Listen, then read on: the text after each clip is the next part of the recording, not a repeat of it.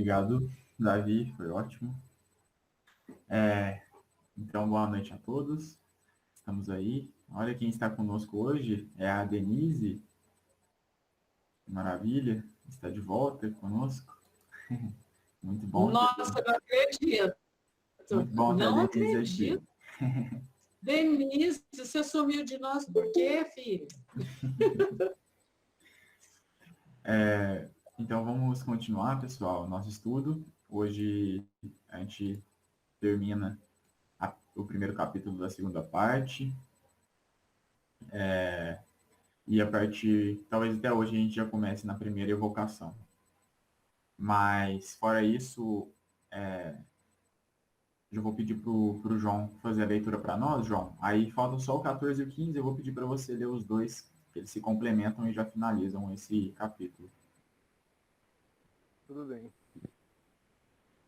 O Espiritismo certamente não é indispensável para que se chegue a esse resultado. Por isso, não tem a pretensão de ser o meio exclusivo, a garantia única de salvação para as almas. Contudo, pelos conhecimentos que fornece, pelos sentimentos que inspira e pelas condições em que coloca o espírito, fazendo-lhe compreender a necessidade de melhorar. Ô, João, eu acho que está no item errado. Acho que você está lendo 15. Acho que você está lendo 15, é o 14 primeiro. Ah, certo. Perdão, Não, imagina. Para que alguém possa trabalhar pela sua depuração, reprimir as más tendências, dominar as paixões, é preciso que renuncie às vantagens imediatas em prol do futuro. Visto como, para identificar-se com a vida espiritual, encaminhando para ela todas as suas aspirações e preferi-la à vida terrena, não basta crer, mas compreender. É preciso considerá-la também sob um ponto de vista que satisfaça ao mesmo tempo a razão, a lógica, ao bom senso e a ideia que fazemos da grandeza, da bondade e da justiça de Deus. Sob esse aspecto, o Espiritismo, pela fé inabalável que proporciona, é, dentre todas as doutrinas filosóficas, a que exerce mais poderosa influência. O espírita sério não se limita a crer porque compreende, e compreende porque raciocina. A vida futura é uma realidade que se desdobra incessantemente a seus olhos. Realidade que ele toca e vê, por assim dizer, a cada passo, de modo que a dúvida não tem guarida na sua alma. A vida corpórea, tão limitada, se apaga diante da vida espiritual, que é a verdadeira vida. Daí a pouca importância que atribui aos incidentes da jornada e a resignação às vicissitudes que enfrenta, cujas causas e utilidade compreende perfeitamente. Sua alma se eleva pelas relações que mantém com o mundo invisível. Os laços fluídicos que o ligam à matéria enfraquecem-se, operando-se por antecipação um despreendimento parcial, que facilita a passagem para outra vida. A perturbação, inseparável da transição, é de curta duração, porque, uma vez franqueado o passo, ele logo se reconhece, nada estranhando e se dando conta imediatamente da nova situação em que se encontra. Item 15 agora. O espírito, certamente, não é indispensável para que se chegue a esse resultado. Por isso, não tem pretensão de ser o espiritismo. Certamente não é indispensável para que se chegue a esse resultado. Por isso, não tem a pretensão de ser o meio exclusivo, a garantia única de salvação para as almas. Contudo, pelos conhecimentos que fornece, pelos sentimentos que inspira e pelas condições em que coloca o espírito, fazendo-lhe compreender a necessidade de melhorar-se, facilita enormemente a salvação. Além disso, ele dá a cada um os meios de auxiliar o desprendimento dos outros espíritos, no momento de deixarem o envoltório material, abreviando-lhes a duração da perturbação pela evocação e pela prece. Pela prece sincera, que é uma magnetização espiritual, provoca-se a desagregação mais rápida do fluido perispirítico. Pela evocação conduzida com sabedoria e prudência, com palavras de benevolência e de estímulo, combate-se o entorpecimento do espírito, ajudando-o a reconhecer-se mais cedo, se é sofredor, incutindo-lhe o arrependimento, que é o único meio de abreviar os seus sofrimentos. Aqui tem uma nota de Kardec. E pode deixar que a gente vai ler a nota depois, porque ela vai fechar e dar um encaminhamento para a próxima parte. Mas eu quero, primeiro, vamos pegar aqui no item 14, porque é muito interessante que Kardec está aqui dissertando, né, as consequências que o espiritismo deve ter na vida do espírita. Então, ele está falando sobre a purificação, porque, lembremos, né, ele veio dissertando, ele veio falando sobre a passagem, né, é o título do capítulo, a passagem, ou seja, o processo de desencarne, quando o perispírito se desliga do corpo. Foi esse o tema desse capítulo. E aqui ele começa a trabalhar, até depois de falar e comentar várias vezes, os benefícios e as vantagens que tem aquele que teve uma vida espiritual, uma vida bondosa, aquele que se dedicou ao bem, que se purificou, porque esse tem um desenlace mais fácil, diferentemente daquele que vive uma vida muito material e apegado à matéria. Esse passa por dificuldades no momento do desencarne. E aqui ele está desdobrando um pouco mais sobre essa purificação que nós todos devemos buscar. Então, ele coloca reprimir suas más tendências, vencer suas paixões. E isso é muito interessante porque aqui, nesse item 14, está o cerne moral do Espiritismo. O cerne moral do Espiritismo. Por quê? Porque quando se entende, e isso é a chave para o nosso processo evolutivo, para nós entendermos o que devemos fazer e a partir disso evoluirmos. E o que é isso? Entender que a vida espiritual é a nossa verdadeira vida. E não somente isso. Entender e viver em prol dela. E isso não significa menosprezar a vida material, mas significa utilizar a vida material como meio de se sair melhor na vida espiritual, que é a verdadeira vida. Quando nós, espíritos ainda imperfeitos, entendermos isso e tivermos isso internalizado em nós, a nossa evolução vai se desencadear cada vez mais rápido. Porque as nossas ações, aos poucos, das ações mais importantes e de maior, né, tamanho em nossa vida, até aquelas que são minuciosas, aquelas ações que nós até nem nos preocupamos ou nem vemos que estamos agindo daquela maneira e se é errado ou não, as coisas simples do dia a dia, todas essas ações, as mais importantes até as menos importantes, serão feitas tendo em vista a vida espiritual. E é a partir desse momento que nossas ações se modificarão. É a partir desse momento que ocorrerá a revolução moral no nosso espírito. Porque enquanto nós não entendermos que devemos, em vida material, vivermos em prol da vida espiritual, nós manteremos nossos preconceitos, alimentaremos o nosso orgulho, nos envaideceremos mais, porque nós não entendemos o que tem verdadeiro valor. A gente pode pegar até exemplos da nossa vida cotidiana, de coisas que vale a pena nós investirmos, por mais que exija muito de nós, que tire o nosso tempo, que nos deixe cansado, mas que investindo nisso, nós teremos a longo prazo uma boa recompensa, um galardão. Então vai ter um ouro ali no fim do túnel, como se diz. Porque, por exemplo, vamos pensar numa faculdade. Aquele que se dedica durante um tempo da faculdade a estudar, estuda ali com afinco, se desdobra nos estudos, se dedica, aquilo vai tirar tempo dele, vai o deixar cansado, e etc. No entanto, ele sabe que aquela dedicação de cada dia da semana, por mais que demore anos, ele conquistará algo com aquilo. Então essa é a visão de longo prazo. E quando nós atingirmos isso, é isso que o Espiritismo nos dá, o Espiritismo nos dá uma luneta. Ele mostra pra gente o futuro, o que tem depois. E é isso que importa, e por isso que é tão importante a ideia do pós-vida. Porque tudo acontece em prol disso.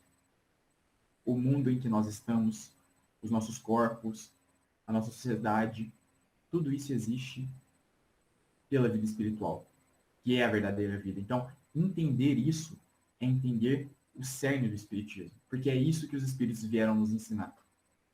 Eles vieram dar aquele conselho de mãe, de falar, meu filho, pensa no futuro, não age só no agora, não age só pensando no agora, mas entenda que suas ações terão consequências futuras, e que se dedicar muitas vezes em algo demorado, difícil, cansativo vai te trazer bons frutos no futuro. Então, entender isso é entender o Espiritismo.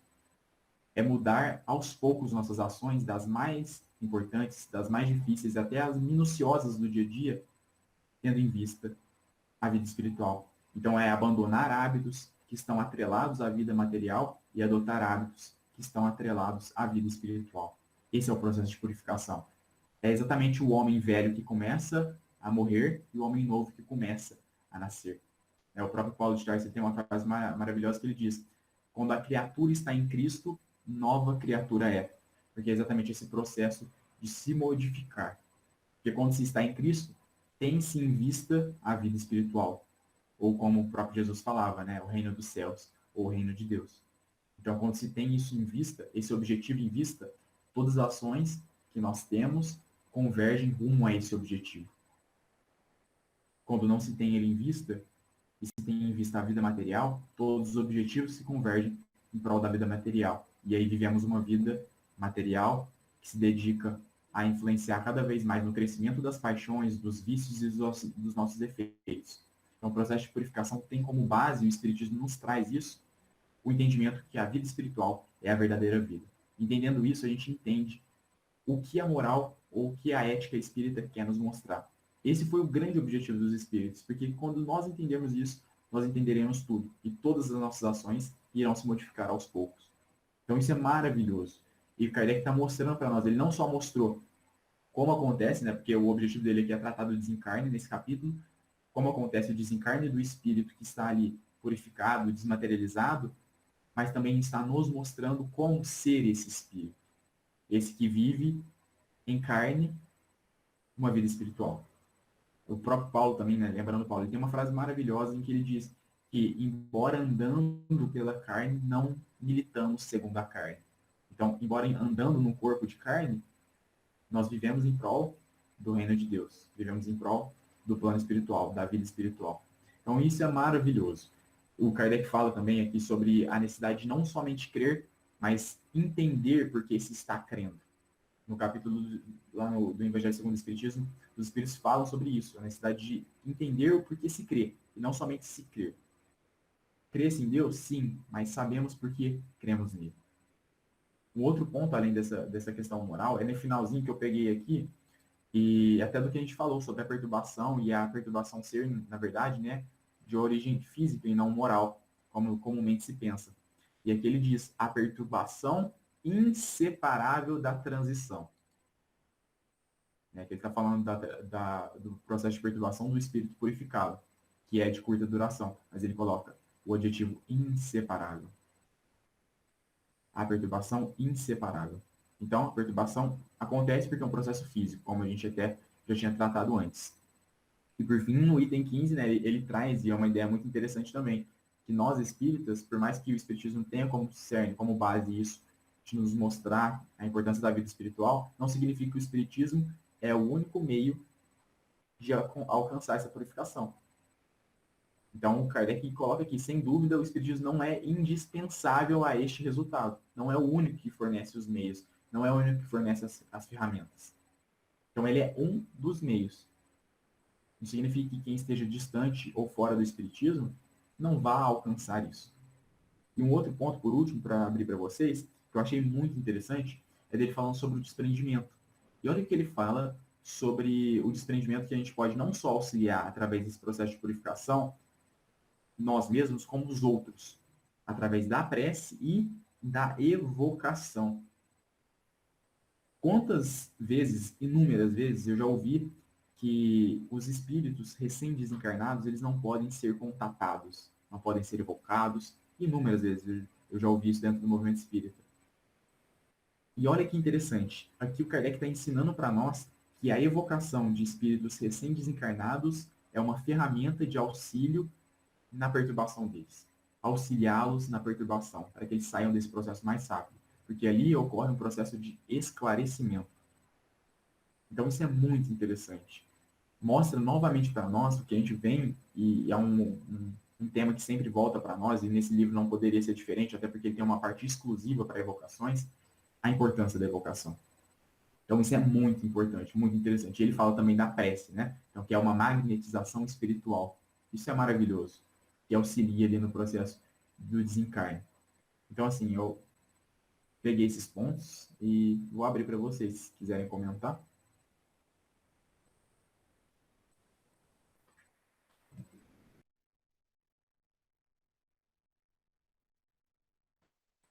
Alguém quer falar? Alguma coisa que chamou a atenção? Ô, Vitor, sobre evocar os espíritos recém-desencarnados, como que é mesmo? Desculpe, se você puder repetir para mim. Claro, eu vou até ler aqui que eu acho que é interessante até a gente ler novamente. Ele fala, né? Aqui, ele dá a cada um, além disso, o Espiritismo, né? Ele dá a cada um, além disso, os meios de facilitar o desprendimento dos outros espíritos, no momento em que eles deixam seu envoltório terrestre, e de abreviar a duração da perturbação pela prece e a evocação. Aí aqui ele fala da prece, né? E aqui ele coloca, por uma evocação conduzida com sabedoria e prudência, e por palavras de benevolência e de encorajamento, tira-se o espírito do entorpecimento em que se encontra, e ele é ajudado a se reconhecer mais cedo. Se ele é sofredor, é excitado ao arrependimento, único que pode abreviar os sofrimentos. Então, a evocação como esse instrumento, exatamente, né? E a gente sempre fala, né? Era um hábito comum de Kardec, sempre que ele iria evocar, ele questionava comumente a São Luís, que era o presidente espiritual da sociedade, para questionar e saber mesmo, porque realmente existem espíritos que não podem ser evocados por inúmeros motivos. Mas não necessariamente o recém-desencarne, ele será um motivo ali invariável de não evocar. Aqui o Kardec está mostrando para nós que sim, a evocação pode ser um instrumento muito benéfico ao espírito recém-desencarnado. E eu acho que até as nossas próprias reuniões mediúnicas, elas são uma prova disso, de quantos espíritos que estão ali num processo de perturbação são levados pelos espíritos e para serem auxiliados, para ajudar na compreensão, porque essa compreensão que excita nos sofredores o arrependimento e naqueles que estão, às vezes, num estágio normal, mas que passam pela perturbação, que compreendem o estado em que estão. Então, a compreensão da realidade em que vivem facilita muito com que eles tenham uma desenvoltura mais rápida ali no processo de perturbação. Isso é muito interessante. Certinho, obrigada, Vitor.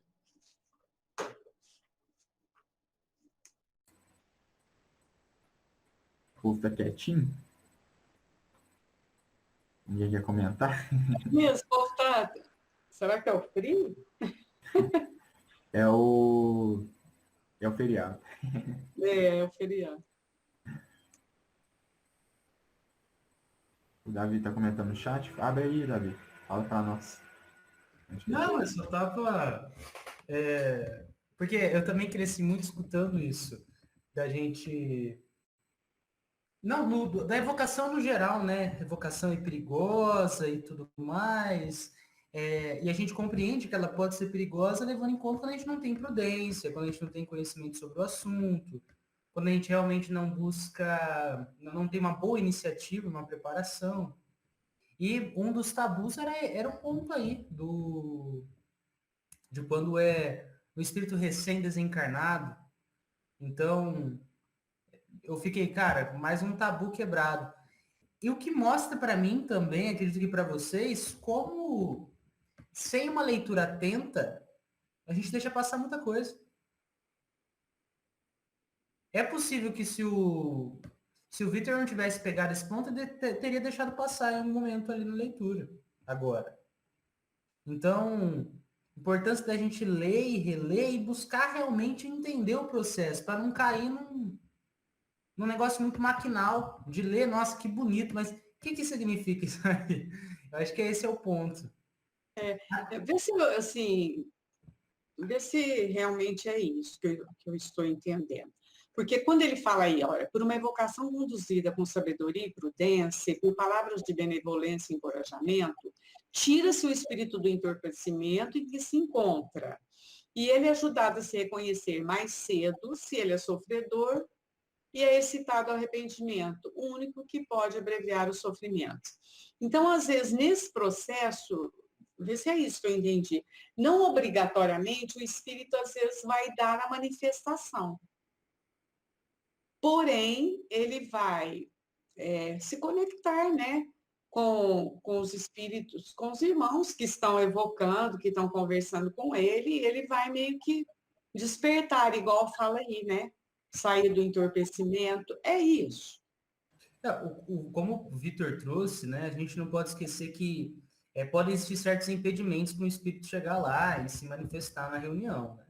Mas também tem um ponto, não é porque ele não se manifestou que ele não pode estar recebendo ali os fluidos que estão sendo veiculados, Não, isso sim. os conteúdos que estão sendo ali conversados, né? Não, quanto a isso sim, Né? não tem dúvida. Às vezes ele não se manifesta. Vamos imaginar assim, enquanto eu estava falando com vocês, me ocorreu essa imagem. Eu vou ao hospital visitar uma pessoa que está muito doente, está até meio, como que a gente fala? Meio fora do controle, né, das suas condições cerebrais. Mas eu vou, converso com ele e tal, ele está captando aquilo. Ele pode, às vezes, não se manifestar, não verbalizar comigo e tal, mas ele vai captar aquilo que eu converso com ele, né? E aquilo vai ser útil para ele. Procede isso aí, gente? Eu acho que nesse caso, Marlene, o que você está falando seria a prece, ao invés da evocação. Porque, particularmente, eu nunca vi o Kardec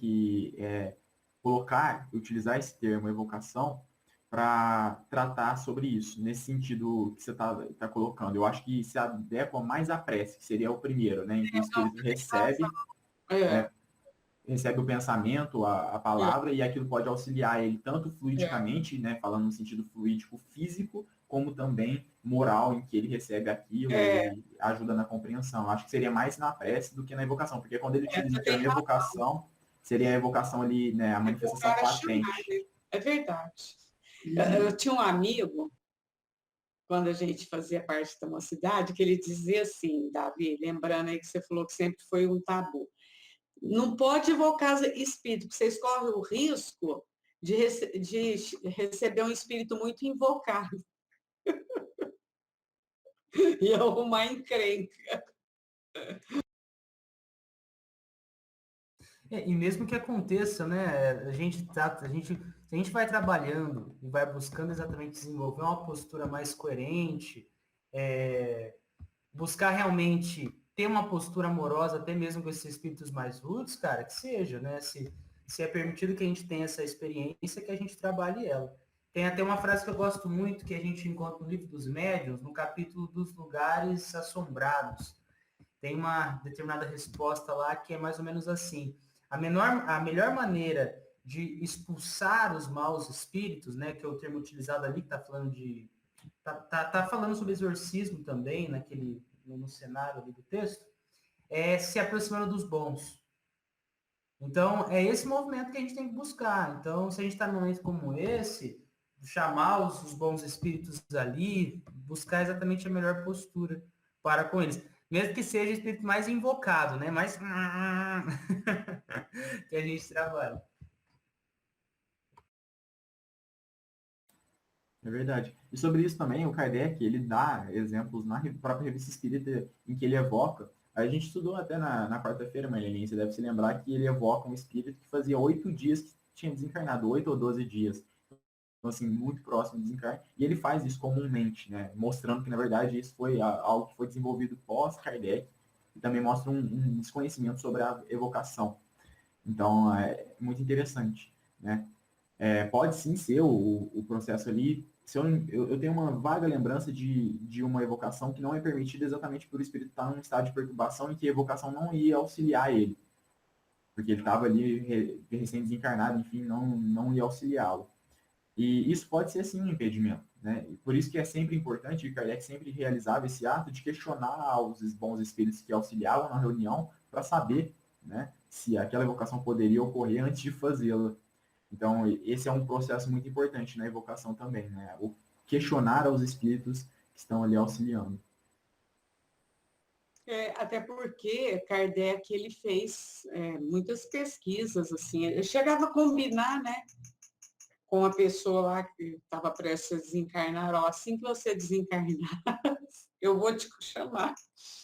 É verdade. E a nossa primeira evocação que a gente vai estudar é desse jeito, é o Senhor Sanson.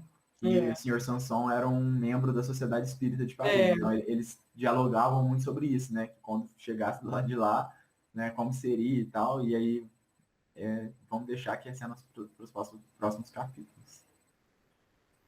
Mas, se ninguém quer comentar, eu acho que a gente poderia ler a nota, que a nota é muito interessante também, que aí o Kardec vai fechar de vez esse capítulo. Ô, Vitão, só queria, na verdade, se você puder voltar no finalzinho do 14. Aí, por favor. Pode. Não, aí mantém. Obrigado. A gente lê assim, né? A perturbação inseparável da transição é de curta duração. Eu fiquei pensando no termo inseparável. Aí, a perturbação inseparável da transição é de curta duração. Me corrija se eu estiver errado, mas tem a ver com o que nós conversamos no último encontro, e também foi dito no anterior ao último encontro, que há uma perturbação inerente à partida. Por isso o termo inseparável. Só que é mais curta quando a gente se aproxima mais da vida espiritual do que se afeiçoar à vida carnal. É isso? Perfeito. É isso aí. Por isso ele utiliza o termo inseparável, né? E que vem corroborar com o que a gente tinha colocado de que, na verdade, a perturbação é um processo físico. E ele é comum a todos os espíritos que passam pelo desencarne, independente do grau evolutivo dele. O que vai modificar o grau, qual que é a influência do grau evolutivo do espírito na perturbação? É a compreensão que ele vai ter desse processo, e essa compreensão facilita com que seja mais rápido. Mas não influencia fisicamente, mas sim uma compreensão moral. Isso faz com que tenha uma curta duração. Então, essa é uma questão muito importante, porque, e eu falo muito da minha visão que eu tinha antes, eu tratava a perturbação como um processo moral mesmo, e associava isso exatamente com o grau evolutivo. Então, o espírito mais evoluído, ele nem vai ter um processo de perturbação. Mas não é por isso, especificamente, porque a perturbação é de origem física, como esse próprio capítulo deixa muito claro para nós. Então, é o processo físico que causa a perturbação no espírito, e assim como no exemplo que eu trouxe, né, que lá no livro dos espíritos há uma perturbação, inclusive muito maior no encarne, no momento da encarnação, porque como os espíritos colocam ali, está se entrando na prisão. E isso causa muito mais perturbação ao espírito. Então, isso é muito interessante, é um ponto, como você disse, né, são pontos que passam batido numa leitura sozinha ou numa leitura desatenta. Por exemplo, a primeira vez que eu li esse trecho, eu não tinha percebido essa perturbação inseparável. Foi na leitura do João que eu percebi, eu não tinha percebido antes, mesmo tendo lido o texto. Então, isso é muito interessante, a leitura atenta, né? E por isso que as obras de Kardec, né, e todas as obras, na verdade, elas têm que ser lidas e relidas, né? É um processo dialético. A leitura é um processo dialético. Você lê e relê e relê e relê, e sempre tem coisa nova para aprender, porque cada vez a leitura fica mais atenta, ela fica mais minuciosa. Então a gente tira coisas que antes, numa primeira passagem, nós não víamos. Então isso é muito interessante. E a necessidade do estudo mesmo afinco, se dedicar. E assim, a gente poderia, terminando o estudo do Céu e Inferno, pegar e ler tudo de novo, estudar em grupo tudo de novo, que a gente ia pegar coisas que a gente não pegou da primeira vez, por mais que tenhamos feito uma leitura bem atenta e bem minuciosa, sem pressa e se dedicando a cada trechinho. Porque sempre passa alguma coisa e daqui a um ano, por exemplo, nós não teremos o mesmo conhecimento, nós estaremos um pouco mais sábios. Então, ali a gente pode colocar uma referência que a gente não tinha em mente agora. Então, são coisas que no nosso processo, por isso é um processo dialético, porque com o tempo nós conseguimos entender um pouco melhor, com mais profundidade, os textos que nós estudamos. Isso vale para qualquer âmbito do conhecimento, não só para o espiritismo. Beleza. Eu tenho mais uma questão aí, que eu acho que é no 15. Agora, se você puder descer um pouquinho a tela aí, fazendo favor. Aí, obrigado aí mesmo. A gente lê assim: pela prece sincera, que é uma magnetização espiritual, provoca-se uma desagregação mais rápida do fluido perispiritual. Quando eu leio magnetização espiritual, o que me vem à cabeça é simplesmente modificação fluídica, manipulação fluídica. É isso que a gente está lendo aí, quando fala de magnetização espiritual. Eu acho que seria até interessante, eu não gostaria de fechar a questão sobre isso, mas A forma que eu entendo seria eu gostaria até de me dedicar um pouco mais para entender mais profundo o termo magnetização espiritual, porque até eu acho que a gente já comentou aqui, né? O magnetismo, né, é uma ciência à parte ali no período de Kardec, apesar de hoje em dia não ser mais considerado como uma ciência, né, ter caído em desuso, mas esses são termos, o magnetismo, tanto é que vocês podem até procurar, né, no Kardecpedia, enfim, o Kardec não se desdobra sobre termos que pertencem à ciência magnetismo, como, por exemplo, magnetização e tal. Ele se dedica muito pouco a isso, porque não tinha necessidade no período dele de se falar sobre isso. Era comum, as pessoas conheciam o magnetismo. E se quisessem entender um pouco mais a terminologia sobre magnetismo, estudavam nas obras do magnetismo. Então, o próprio Kardec coloca isso, que ele pontua isso em um dos textos da Revista Espírita, que ele não iria se dedicar desdobrando termos que já eram sabidos, que já estavam em outros textos, né, fora do Espiritismo. Então, para quem quisesse entender melhor, deveria se desdobrar sobre aquilo. Eu, particularmente, gostaria de entender mais o que ele quer dizer com magnetização espiritual, apesar de, assim, de uma visão mais ampla, a gente consegue entender e harmonicamente nós entendemos o que ele quer dizer no contexto, né? Mas eu acho que tem uma semântica específica de magnetização espiritual para ele ter utilizado esse termo, magnetização espiritual. Entendi. É Né? que tem um ponto também, então, quando lê magnetização, quando a gente estuda, até você me passou um artigo há um tempo, né, que fala sobre a questão do magnetismo, espiritismo e como que o termo é utilizado, como Kardec apresenta, né? Depois dá até para disponibilizar lá no grupo do Céu e Inferno, não sei se a galera já tem conhecimento sobre esse texto. Mas o magnetismo, se a gente pega magnetismo animal, mesmerismo, não levava em conta a influência dos espíritos, né? Pelo menos o corpo maior ali, o mais forte. Então, quando a gente lê o magnetização espiritual, eu sinto que o espiritual é um termo que Kardec está adicionando aí, entendeu? Ele faz lá no capítulo Os Fluidos da Gênesis, ele faz uma distinção, mas ali ele não está falando especificamente sobre prece, ele está falando sobre os fluidos, a qualidade dos fluidos, sobre isso que ele está falando. Então, o que é essa qualidade dos fluidos? Como eles se formam, qual é o contexto em que eles se formam, o que eles são, né, de fato, ali, intrinsecamente. Esse é o objeto dele. Então, ele não está tratando ali sobre passe, não está tratando sobre outros termos, mas ele está tratando sobre a qualidade dos fluidos. E ele divide em três maneiras. Ele coloca o magnetismo animal, que é aquele, né? Você acabou de mandar, que seria a ação magnética, né? Ação magnética que é puramente do homem, seria uma transferência basicamente de fluido vital ali, a semimaterial e a espiritual. E a semimaterial seria uma que tem a influência tanto dos fluidos espirituais quanto dos fluidos materiais, e a espiritual seria uma que não tem influência dos fluidos materiais, seria puramente espiritual. Então, seria os fluidos espirituais somente. Talvez ele queira dizer aí, mas eu penso que não, né? Até porque a prece ela pode ser feita tanto pelo encarnado como pelo desencarnado. Então, isso tentando fazer uma interpretação do que ele quis dizer com magnetização espiritual, né? Mas eu penso que aí seria mais uma ação magnética semimaterial, se a gente for pensar nas qualidades dos fluidos, né? Então, tanto com a influência do encarnado como do desencarnado também. Mas aí é um trecho intrigante, é um termo intrigante que ele está utilizando. Eu concordo com você, eu também acho que vai nessa vibe aí, mas é a gente supondo, né? Eu acho que tem que estudar mais afinco mesmo, ver se esse termo aparece em outros momentos também, e aí bater os dados para ver se faz sentido nesses outros casos. Mas é isso, obrigado. Valeu. É isso. Alguém mais quer comentar alguma coisa?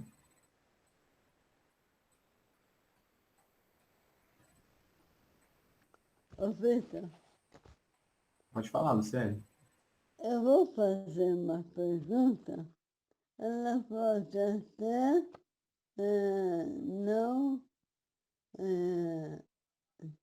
ter procedência.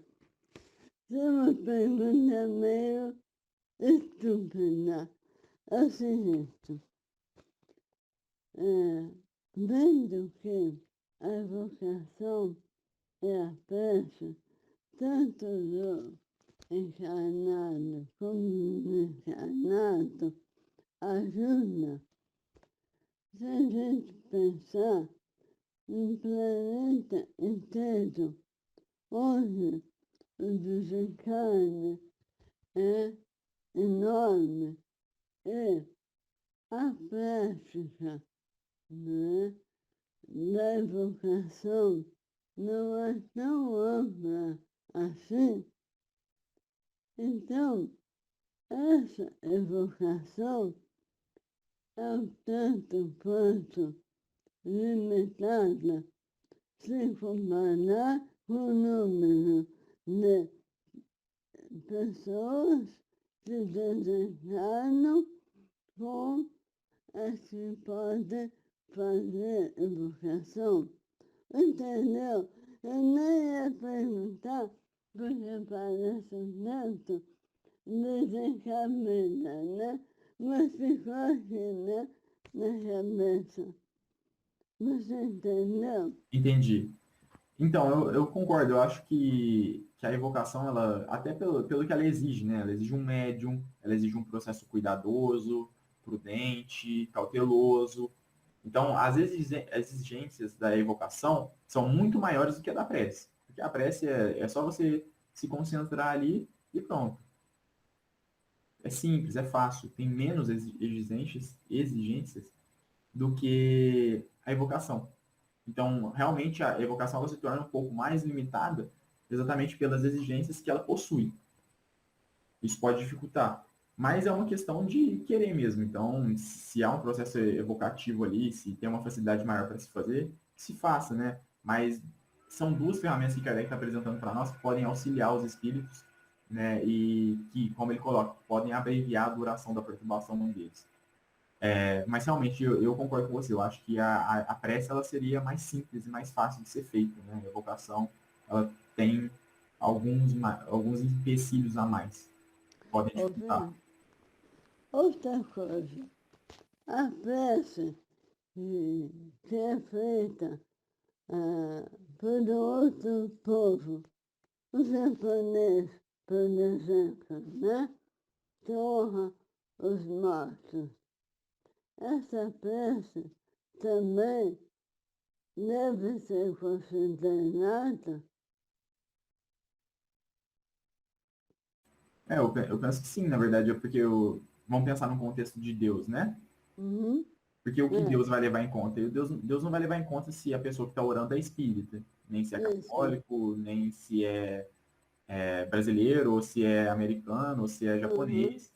Porque o que ele vai isso. levar em conta é o conteúdo, né? O teor da prece. Uhum. Aquilo que vai. Universal. Exatamente. Então a prece é um instrumento universal que todo espírito, encarnado e desencarnado, pode se utilizar a qualquer momento, né? Uhum, Então Deus não tem restrições com a prece.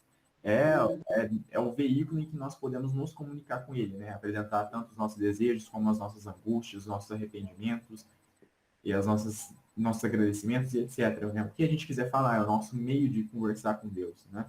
De uhum, expressar aquilo que nós estamos sentindo e que nós estamos pensando. Então, pode ser feita por qualquer um, e a validade dela, né, no sentido de qualidade, está exatamente no teor, no sentimento em que é posto ali. uhum, Então, o próprio Kardec se dedica a falar sobre isso ali no último capítulo do Evangelho segundo o Espiritismo, né? Ele se uhum, desdobra um pouco nesse ponto, fala sobre o que é a prece, né? Como fazer uma prece, aquela prece que é levada em conta é a que é a verdadeira, a que é sincera, né? E o próprio Kardec acentua, né? A não necessidade de se utilizar palavras difíceis ou uma prece longa, mas simplesmente uma prece verdadeira. É isso que importa uhum, para Deus, é isso que Deus quer e essa prece é a que vai fazer com que nós tenhamos um contato mais forte com ele. Então, isso é é, muito belo, né? É um instrumento que todos uhum, nós temos. Eu sempre me lembro, quando se fala de prece, eu lembro da Nara, né? A Nara Carlone, né? Que todos nós uhum, conhecemos, que foi minha professora de evangelização. E ela falava, né? Eu sempre guardo isso, que a prece é a maior arma que nós temos.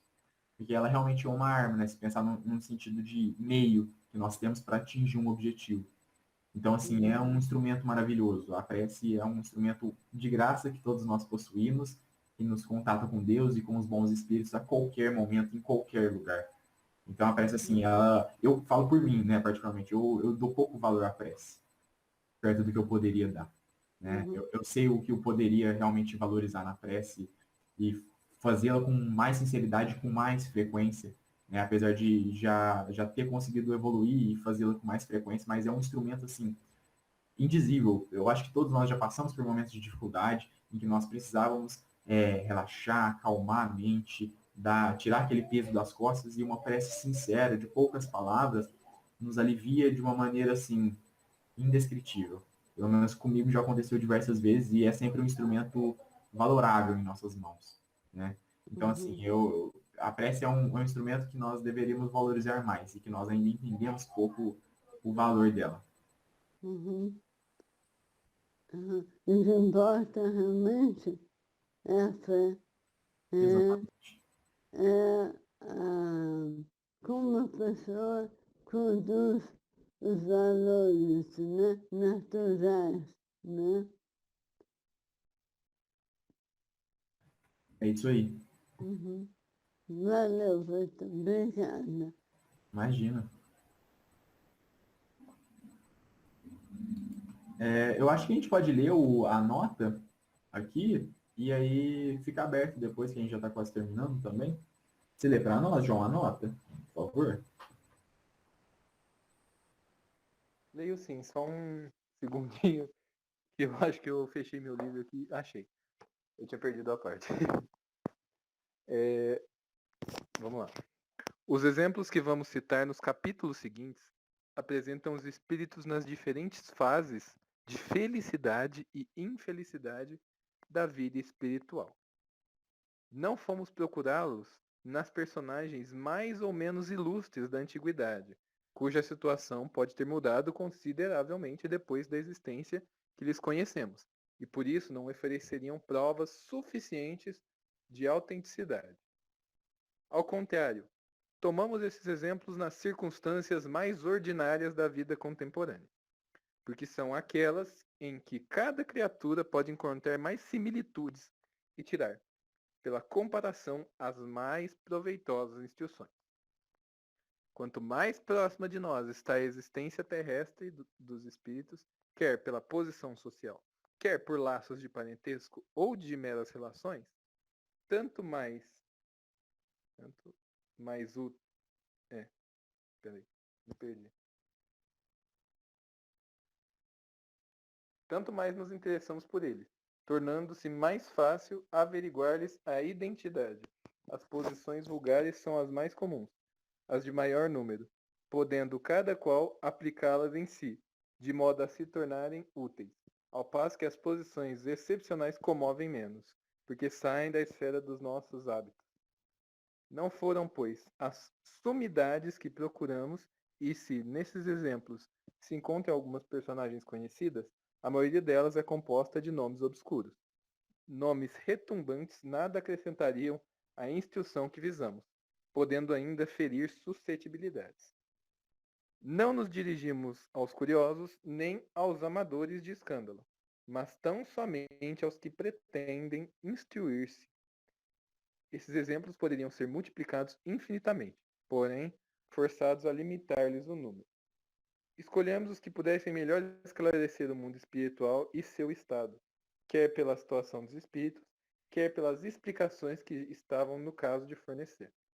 A maior parte desses exemplos são inéditos, e apenas alguns poucos já foram publicados na Revista Espírita. Destes, suprimimos os detalhes supérfluos, conservando apenas o essencial ao fim que nos propusemos, ajustando-lhes as instruções complementares que poderão suscitar posteriormente. Olha que maravilha. Então, ele já apresentando que a gente vai começar a tratar na semana que vem, né? A gente já vai entrar direto na evocação semana que vem. Muito interessante e o que ele coloca, né? Como o Kardec era objetivo no que queria. Um ponto interessante, né, que me chama a atenção aqui é exatamente como Kardec foi muito astuto, principalmente na constituição do livro Céu e Inferno. Porque primeiro ele coloca a parte teórica, desdobra naquele ponto em que eu até comentei, né, na minha primeira fala, da importância da vida espiritual e por que nós devemos viver nossas vidas em prol da vida espiritual. Então ele desdobra teoricamente sobre isso. Ele dedica um capítulo que é um dos mais importantes de todas as suas obras, que é o Código Penal da Vida Futura, que nos retrata exatamente as consequências que nossas ações têm. as nossas ações presentes têm no futuro. Então, uma primeira parte teórica, redondinha, que mostra e explica para nós a vida no mundo espiritual, as consequências das ações, e quebra mitos, né? Fala sobre os anjos, fala sobre os demônios, sobre o céu, sobre o inferno. Então, constrói esse conhecimento para nós, nos mostra sobre o mundo espiritual, sobre a vida espiritual, a importância desta, e, por fim, nada melhor do que chamar quem a vivencia, quem passou por esse processo e que está desperto para falar para nós. Então, uma segunda parte recheada de exemplos, né? Tem coisa melhor do que a gente ouvir por quem já passou por aquilo um conselho? E é isso que Kardec faz. Olha a sabedoria dele. Então, ele coloca, e por isso que eu relembro para vocês. É uma das coisas mais importantes que o Espiritismo tem. Entender a importância da vida espiritual. Porque é isso que modifica tudo para nós. Tendo ela como objetivo principal das nossas vidas, muda tudo. Tudo. A forma de falar, a forma de pensar, a forma de agir, tudo. Porque muda o objetivo, muda o foco. E por isso que Kardec é tão incisivo nisso. Porque era realmente muito importante e continua sendo. Então ele dedica essa segunda parte em que nós receberemos conselhos, que seremos motivados e instigados na leitura tanto daqueles que passam por situações desgraçadas, como daqueles que passam por situações felicíssimas. Que nos inspiram e nos motivam a fazer diferente ou fazer igual para alcançar aquilo. Então, assim, a segunda parte é tão bela por isso, porque nos inspira. E o Kardec fala isso quando fala sobre as evocações. Porque esses exemplos nos mostram, nos estimulam a seguir por caminhos iguais ou diferentes. Então, é um estímulo para nós. Ler a situação de espíritos felizes, e a gente vai regozijar nesse sentimento aí na primeira parte, porque o segundo capítulo, no caso, né, mas o primeiro sobre evocações, é exatamente da condição dos espíritos felizes, a gente vai perceber a beleza que é. Isso nos instiga a buscar sermos melhores para alcançar isso. Essa situação de felicidade no mundo espiritual. Então é um estímulo para nós que lemos. Esse exemplo que realmente reflete e ilumina, porque o exemplo é muito bom para nós. O exemplo é maravilhoso. Então Kardec ele faz, né, a ordem didática desse livro é maravilhosa. Mostra teoricamente, explica teoricamente a vida espiritual e, por fim, coloca aqueles que podem falar sobre ela com mais clareza para nós. E é a evocação que é a segunda parte do Seu Inferno. Então, assim, tenho certeza que vai ser maravilhoso, né, a partir da semana que vem, porque é uma parte muito rica, como a gente já vem comentando aí desde o princípio do livro. É uma parte maravilhosa mesmo, esses exemplos todos. Alguém quer comentar alguma coisa? Ô, Victor, essa parte mostra que o objetivo de entrarmos em contato com o mundo espiritual é aprendermos. É nossa instrução. Aí a gente entende, né? Ainda melhor, porque não era permitido que se fizesse isso no tempo de Israel, porque a evocação, o contato com os mortos, não era esse, não era instrução, né? Era adivinhação, resolver o problema, era o objetivo era totalmente egoísta, né? Então, é interessante que a gente não perder isso de vista, né?